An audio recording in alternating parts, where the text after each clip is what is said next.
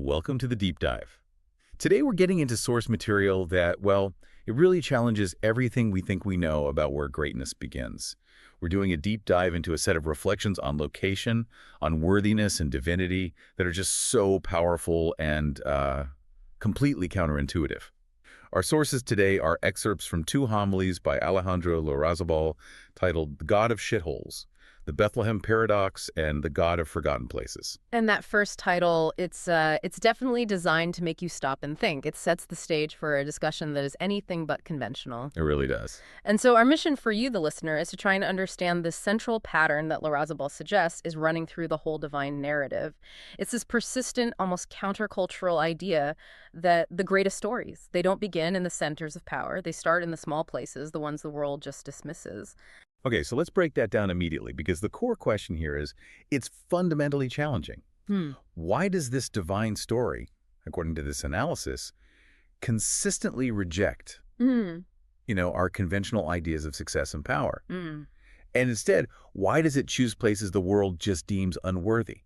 I mean, if you were launching something cosmic, something world-altering, you'd pick a capital city, a center of trade. You'd pick Rome.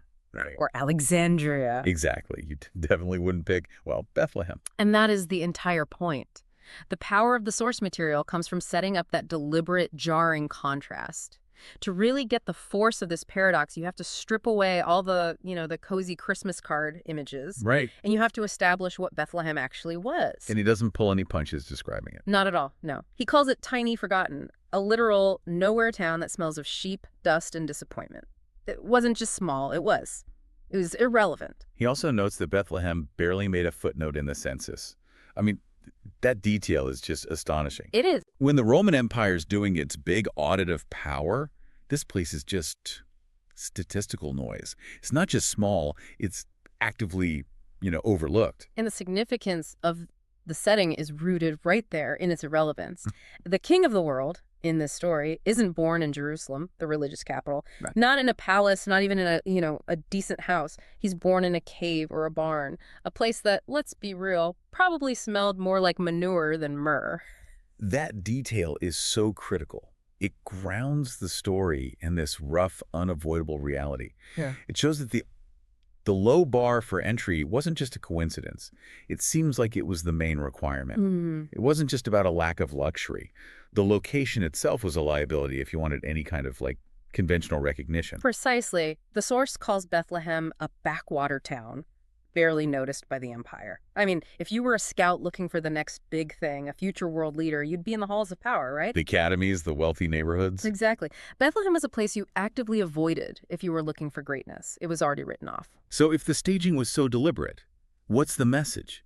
This takes us from the physical reality to what the source calls the divine irony. Right, and this is where it shifts from just history to really revolutionary theology. The irony is all in the value system. Larrazabal argues that the world, it ranks neighborhoods and people by their GDP, by their respectability. It has this cruel arithmetic for what's worthy.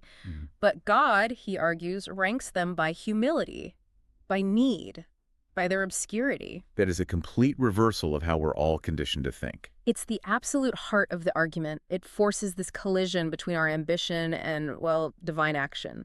When the world chooses clean, the source says God chooses messy. Yeah. When the world looks for comfort, God chooses chaos. He sets up a crib, the symbol of new life, right in the middle of it. This is all captured in this one key idea. God does glory backwards. Does glory backwards. I love that phrase. It's so descriptive. It is, isn't it? It suggests the strategy is to hide majesty inside misery, to put the foundation of salvation right in the middle of a literal physical scandal. It defies every single rule of PR. Oh, completely. It rejects any attempt at a polished, respectable image.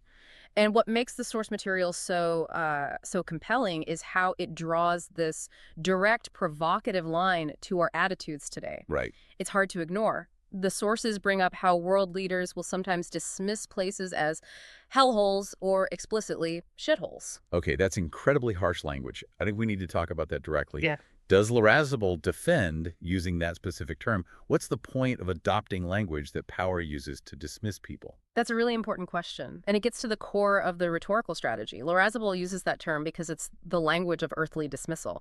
Mhm. By using it, he can then say, look, human power rejects these places, but in this story, those are the exact spots where God chooses to So begin. it's about contrast. It's about contrast and validation. By using the world's most insulting term for a place, he highlights that the divine presence chooses and purifies what the empire throws away. That reframes the whole thing. The location isn't an accident, it's a deliberate statement against that cruel arithmetic of power. Exactly. The message is pretty stark. If you're looking for where God is acting, don't look up at the thrones. Look down. Look at the places the powerful have already forgotten. So if this principle of backwards glory is consistent, what does that mean for the event itself? Mhm. We could unpack the internal contradictions here. The source says everything about Christmas is paradox. And that list of contradictions is really the theological linchpin of the whole argument. I mean, just think about the tensions. You have the king coming as a peasant, utterly powerless, Dependent. totally dependent. You have omnipotence, limitless power wrapped up in newborn weakness. The light of the world is born in the dark of a cave. That image, light in the dark, it's often so romanticized, Mm. but the source makes it so physical. It does, and that's a crucial detail. The word, this, divine articulation of all existence, becomes flesh. The ultimate tension. Right. And the source stresses it's not polished, perfumed flesh, but infant skin in a barn. The smell, the discomfort, the vulnerability, it's all part of the statement. The divine chose to enter the human condition at its absolute messiest point. And all of that, the setting, the poverty, it's mirrored by the company he kept, which just illustrates what the source calls the scandal of grace.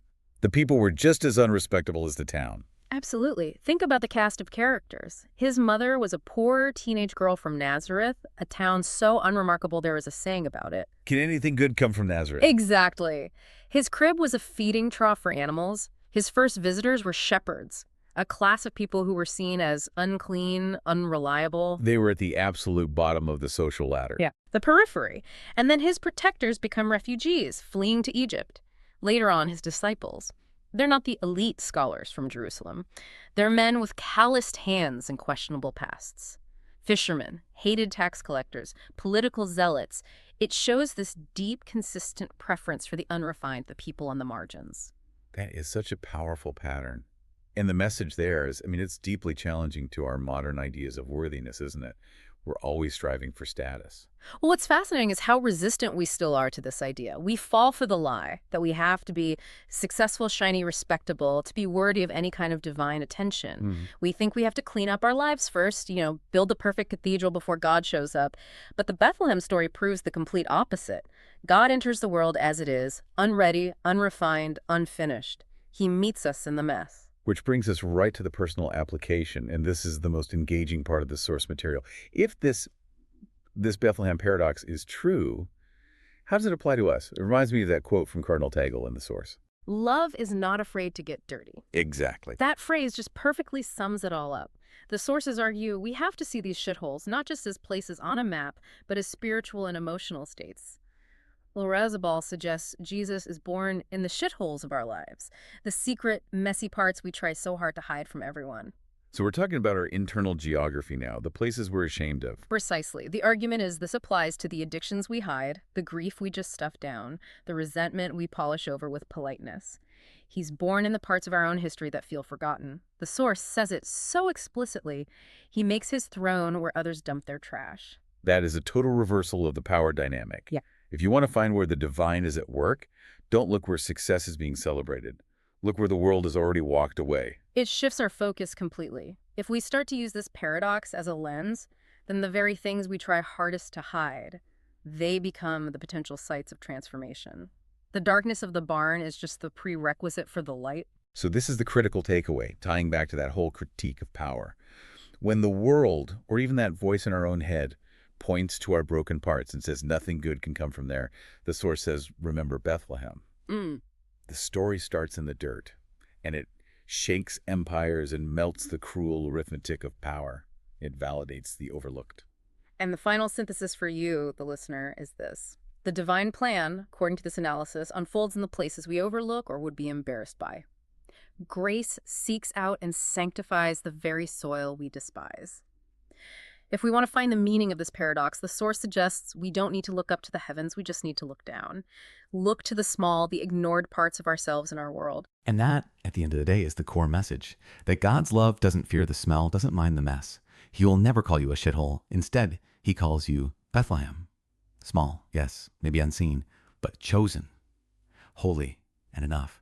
And so the thought to leave you with is this: what forgotten corner of your own life, what messy, unrefined part of your past or present might actually be the next chosen place for something great to begin?